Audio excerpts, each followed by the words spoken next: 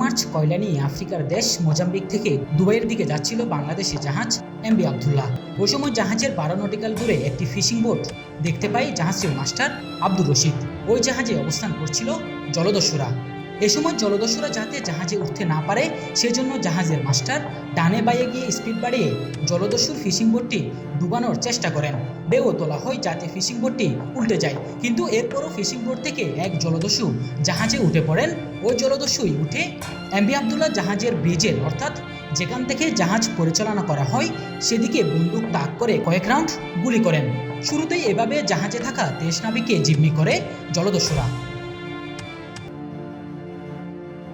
জলদস্যুদের কবলে থাকা সেই শ্বাসরুদ্ধকর প্রথম আটকের অভিজ্ঞতার কথা জানিয়েছেন মুক্তি পাওয়া নাবিক আইনুল হক। তিনি জানান, মোট 3 জন জলদস্যু প্রথমে জাহাজের ব্রিজে চলে যায়। ব্রিজে থাকা ডিউটি অফিসারকে ওই 3 জন চারদিকে ঘিরে ধরেন। বন্দুক তাক করে জলদস্যুরা তখন চিৎকার চেঁচামেচি করতে থাকেন। তখন ডিউটি অফিসার তাদেরকে বলেছিলেন, we are Muslim, please don't kill us. তারা যেহেতু ইংরেজি জানতো না সেজন্য পরে ডিউটি অফিসার আকারে ইঙ্গিতে বোঝান যে তারা মুসলিম। পরে জলদস্যুরা ডিউটি অফিসারকে আকারে ইঙ্গিতে বোঝায় সিকিউরিটি রুমে থাকা সবাই যেন দ্রুত ব্রিজে চলে আসে। তখন ডিউটি অফিসার মাইকে ঘোষণা দিয়ে সবাইকে ব্রিজে চলে আসতে বলেন। এরপর সবাই ব্রিজে আসেন এবং তাদের কাছে আত্মসমর্পণ করেন। এমভি আবদুল্লাহর নাবিক আইনুল হক আরও জানান, মুক্তিপণ পাওয়ার পর ইউরোপিয়ান নেভির হাত থেকে বাঁচতে এমভি আবদুল্লাহর 2 নাবিককে জিম্মি করে ফিশিং বোটে নিজেদের সাথে নিয়ে যেতে চেয়েছিলেন সোমালিয়ান জলদস্যুরা। শেষে কর্তৃপক্ষের অনুরোধে নৌবাহিনীর জাহাজটি 15 নটিক্যাল মাইল দূরে সরে গেলে রাতে জাহাজটি ছেড়ে দেয় জলদস্যুরা।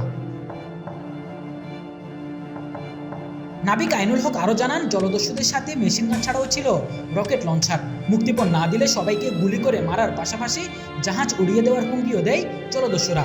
মুক্তিপণ দেওয়ার পরও নাবিকদের জলদস্যুরা ধরে নিয়ে যায় কিনা সেই উৎকণ্ঠায় ছিলেন বলেও জানান এমভি আবদুল্লাহর নাবিক আইনুল হক।